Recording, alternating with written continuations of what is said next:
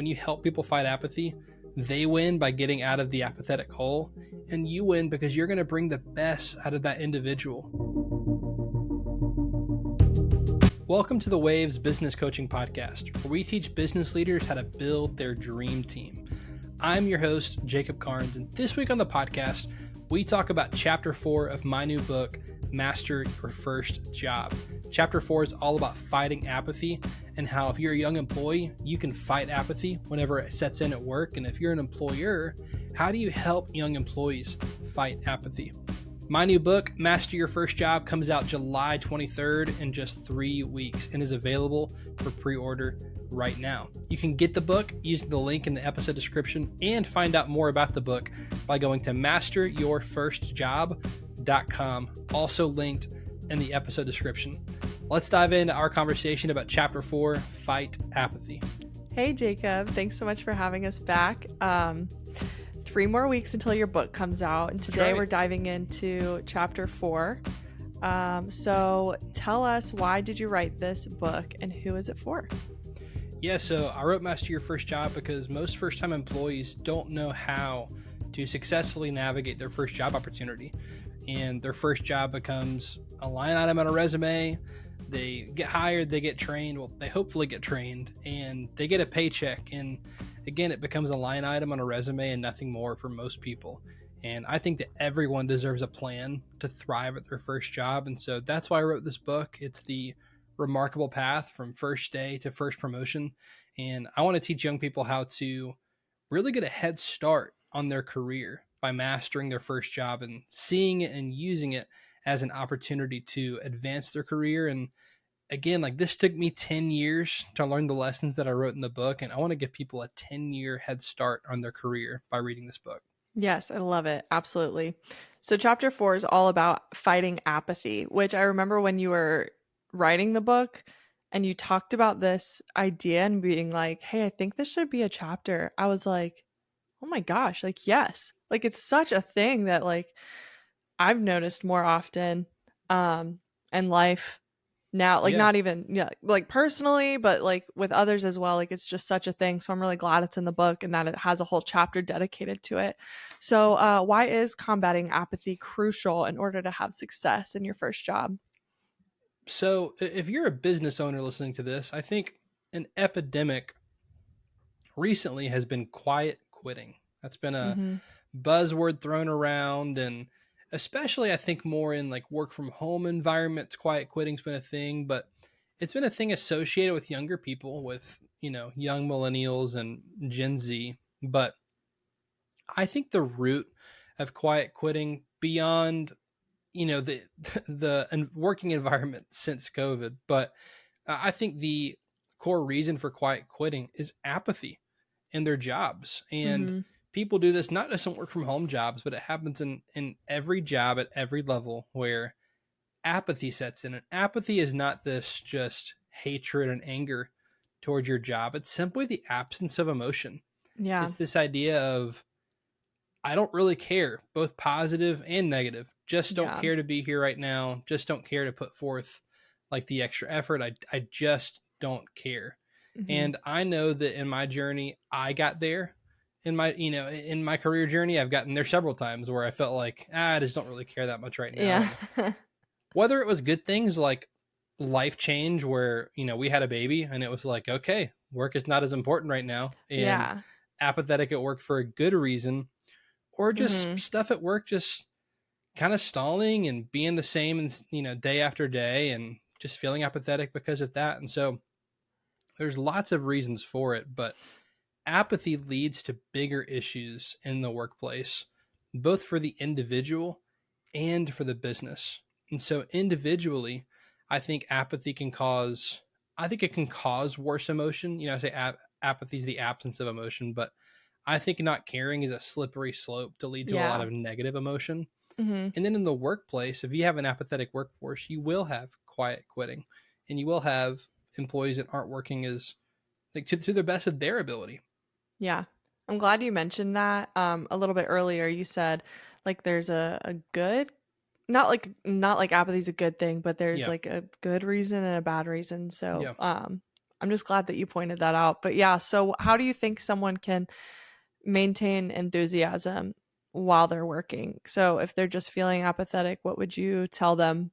How do you make them excited again to work? Yeah. So one, I think if you're dealing with apathy, it starts with self awareness, right? Like you have to be honest with yourself and recognize where you are and that, hey, I've hit the wall, Yeah. right? Like I'm feeling apathetic. And so I talk about some strategy in the book of how to go about this. One of these is something I hate, which is which is asking for help. Asking for help is so important Mhm. because number one, it requires vulnerability, which the reason I hate it growing in this area. But asking for help, you seek out someone who is typically older, wiser, been there, done that than you, and you Yeah. can ask for help and see what they've done to get through it. And Yeah. it's so important for young employees to find that person and to reach out and be vulnerable enough to ask for help because you don't want to stay in the pit of apathy for very long. I Mhm. think on the employer side of this, if you're a leader listening to this, it's provide avenues for employees to ask for help and seek help. And so there's more strategy we can talk through as far as like how to deal with apathy, but I do think the first step is being vulnerable Mhm. and admitting that you need help and then taking that. Yeah. I think it's a brave step of asking for help because you don't want apathy to become a slippery slope that leads to a lot more negative emotion. And I know, thankfully, mental health has been a huge focus of Yeah. not just workplaces, but really our societies, especially since the COVID-19 pandemic. And so I think it's a very good thing. Mhm. And again, I think apathy by itself is not horrible. I think it leads to bad things. And Yeah. so recognizing that you're apathetic and then asking for help is definitely the first thing I would recommend as far as how to fight apathy at work. Yeah, for sure. Why is it important to seek help then whenever you're feeling kind of disengaged? Yeah, so whenever you seek help, like I said, like number one, it requires vulnerability, which is a good thing to start practicing because vulnerability breeds vulnerability. And I know Brene Brown talks a lot about that, but it's a powerful tool that you'll need both in your first job and in your career 10, 20 years down the road. And so being able to practice vulnerability and then two, like again, you encounter someone who's older and wiser than you. And spoiler alert, Mhm. but there's what like 7 billion people in the world now. I think like someone has been through what you've been through before.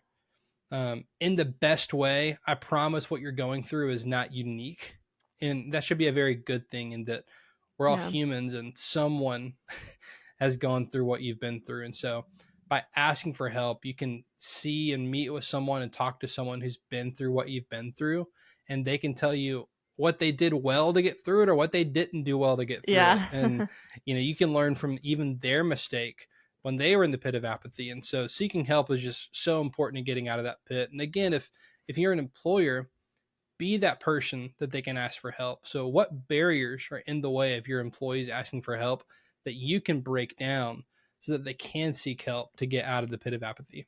Wow, yeah. That's great.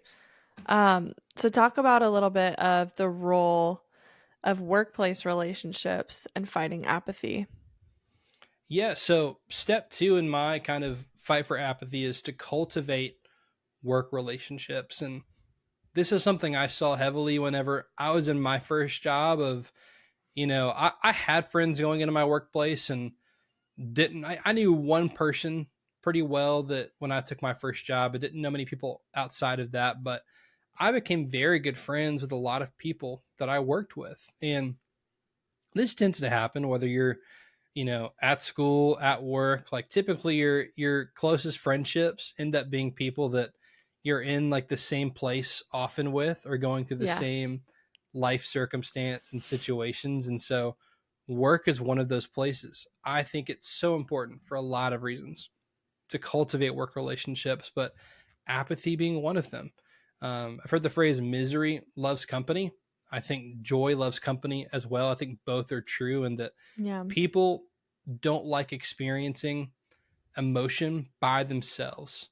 And I think that's an intrinsic human thing about us of whether it's sadness. I know sometimes you want to be alone, but think about when you were a kid. Like when you were sad, you just wanted to go hug mom. Like, Mm-hmm. even if you're like, I don't want to talk to anybody, but will you just sit here beside me? Yeah. Like, we don't like going through negative emotion alone. And the same is for positive emotion. Like, it's a lot more fun to celebrate with other people For than it is sure. to celebrate by yourself. I mean, that's why live sporting events are so popular. Is like we all get to experience this same thing, good and bad, together. We're all going to groan whenever our team gives up a score, and we're all going to cheer loudly whenever our team does score. And so, cultivating work relationships gives you this opportunity to experience life and work with other people. And then when apathy comes, not only are you asking for help, but now you have peers that are in the same life stage as you, same situation as you, and you can start to say, hey, I'm going through this, you've all been through that? And it's, hey, maybe, no, I haven't, that stinks that you're there, what can I do? Or, hey, I'm actually there right now too, that stinks. And even just that emotional security of, okay, well, I'm not alone, kind of Mm-hmm. fighting apathy. And again, from the employer side, how can you give avenues for employees to cultivate work relationships? Is it making sure that people go on break together at the same time so that they can talk to their coworkers? Is it having events? Like, how can you as an employer give people time and space to cultivate work relationships? Because Mm-hmm. whenever they have the time and space to do so, they're going to build those relationships. And when stuff like apathy comes, they're going to have people they can rely on that is just going through the same stuff that they are. And that's really, really healthy. And so, again, what's the business benefit of giving people time to cultivate work relationships? It's they can fight apathy when it comes, because when your Yeah. employees are apathetic, they're not going to work as hard. They're not going to perform to their best level. Mm-hmm. And whenever you give people time and space to cultivate work relationships, you actually give them the a better chance to fight apathy whenever it comes. It's almost like a symptom of something deeper, something worse potentially that's Yep. going on, or like you said earlier, something good that's going on at home or Yep. whatever. But still, it's hopefully an employer listening to this can like help just get to know their employees a little bit more, just like what's going on, like this isn't you. That's um exactly right. I kind of want to switch gears a little bit. So if someone is trying to fight apathy, they're doing their hardest, they've got their people, what's some next steps for them? So they've got people, they've got their all their friends, hopefully. They've got a good support system and their leadership team and all of that. So Yeah. is there anything like project wise, or talk a little bit about that? How can they find a purpose?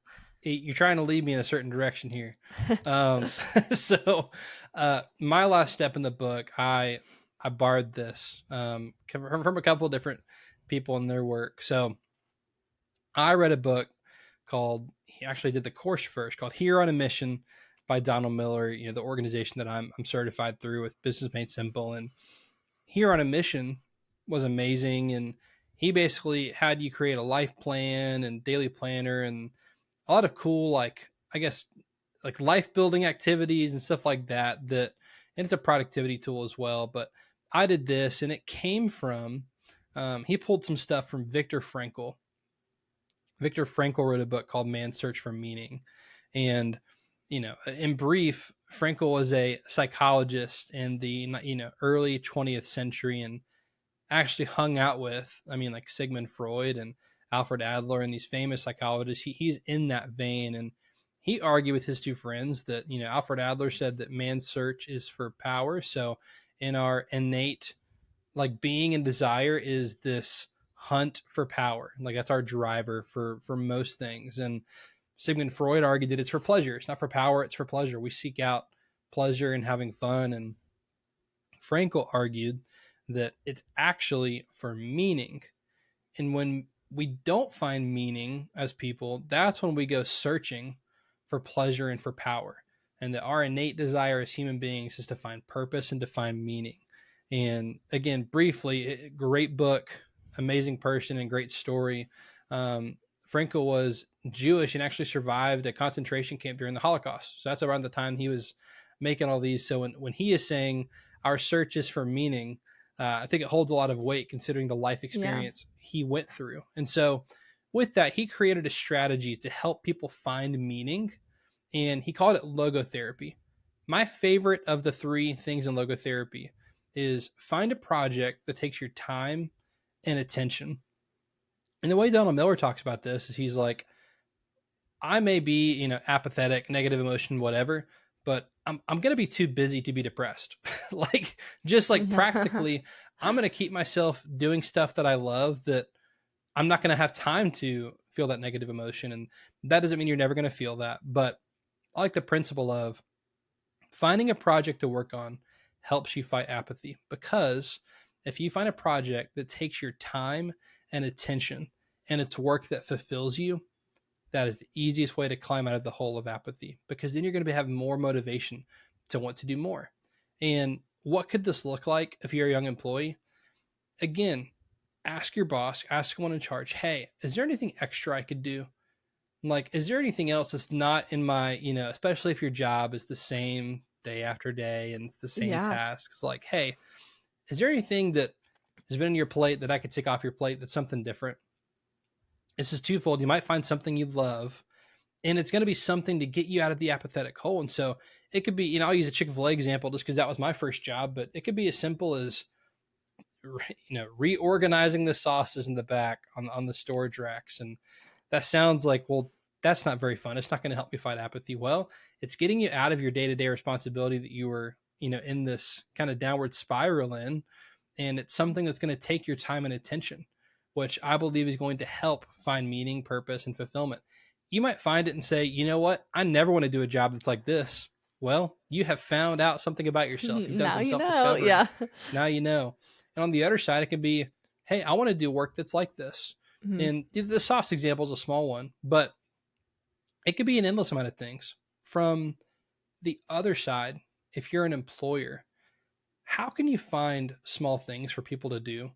What are you holding on to that could be things that your first time employees could work on? And not even just first time employees. This goes for any level, really.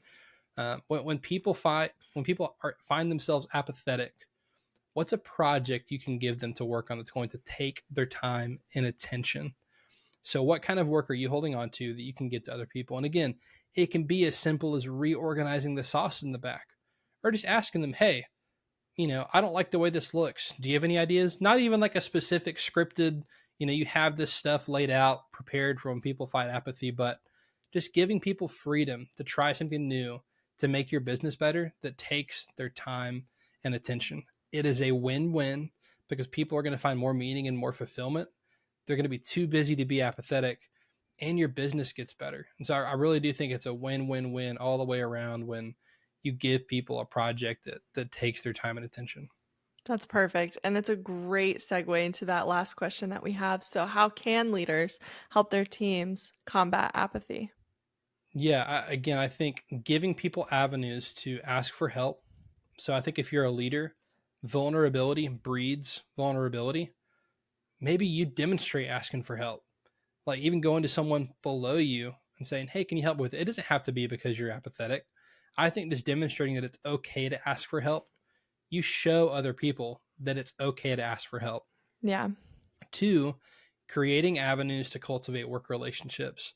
How can you make sure that your employees have time to interact with each other and talk about things beyond work and talk about life so that they can cultivate those work relationships? Again, all five guys that were in our wedding, I met when I was working my first job at Chick-fil-A. So some I knew beforehand, but there was a point where we all five worked there at the same exact time, which was special. Three, what are small projects people could do you could take off of your plate that takes people's time and attention so that they can fight apathy? So if you're a leader, you have a huge responsibility in helping people do this. And again, it's a win-win. When you help people fight apathy, they win by getting out of the apathetic hole, and you win because you're going to bring the best out of that individual, and they're going to see that you care about them and want to work for you longer or work harder while they are there. I'm a Yeah. big believer in people don't work for a logo, they work for a person. And as Hmm. much as I'm a big fan of brands. We have a whole chapter on branding. But at the end of the day, I'm not going to work hard just because I like the Nike logo. I'm going to work hard because I know my boss cares about me. And by providing these things, you show that you're a boss that cares. And that person's going to want to be there longer and work harder for you. Yes, absolutely. All of these things are super great. I think it's one of my favorite chapters, just especially the times that we're in now, coming off of COVID. But I think this is amazing. And again, your book comes out in 3 weeks, which is so awesome. So, It is. congratulations. So excited to be on this journey with you. Anything else? I like to share one story about Yeah. how this plays out and how it works. When I was in my first job, I had a point of I was in leadership at the time, but like that low level of leadership, I was still only a few years in to my journey at Chick-fil-A, and like not director level or like GM level, anything like that. And Hmm. I had hit my head on the ceiling of growth as far as positions go in the restaurant. Like there just wasn't any open spots, wasn't going to go anywhere promotion wise. Wow. Yeah. And like apathy set in where I'm like, I'm doing the same thing every day. Feel like I'm not growing, whatever. So one, I asked for help, asked my parents, like, hey, I feel this way at work. It's weird. Like, what should I do? Asked older people at work, hey, what should I do? Kind of hitting my head on the ceiling here. And, um, I had work relationships where I could talk to my friends and be like, hey, this is annoying. And they're like, oh yeah, I've been there. I'm here right now. Again, misery loves company. So I was like, yeah, we're apathetic.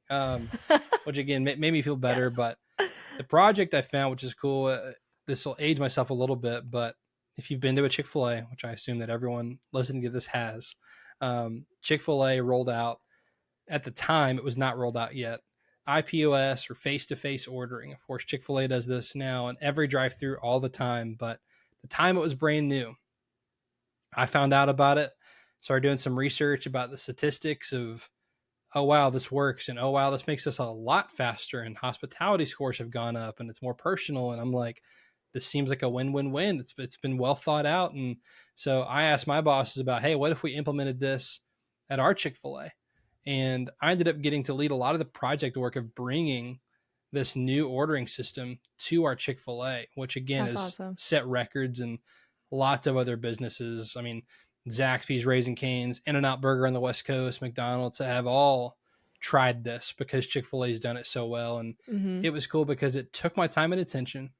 It was something that, again, led me to want to stay at Chick-fil-A, and honestly sparked something that later on I was like, oh, it'd be cool to do this for the whole chain, which led me to want to work for the corporate office of Chick-fil-A, which I got to do later. So it was a project that I became passionate about, saw mega results for our restaurant. And it was a win-win for the business because, if you're my boss at the time, I got to implement this new system. They didn't have to Oh, lift a yeah. finger.